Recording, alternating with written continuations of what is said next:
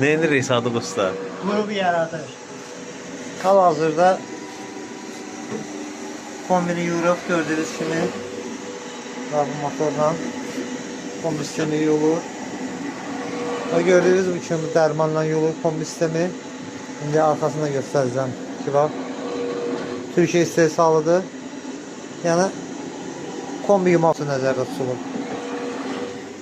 Kombimizi yuduk. Bakın içerisinden çıkan sarı zibilli su.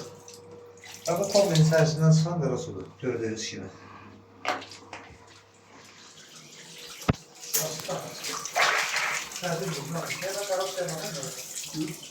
Daha bir mənzildə kombi yolu.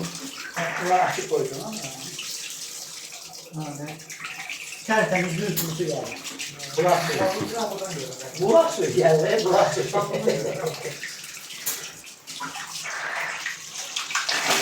Ay, bu nə vaxtı yolmadı?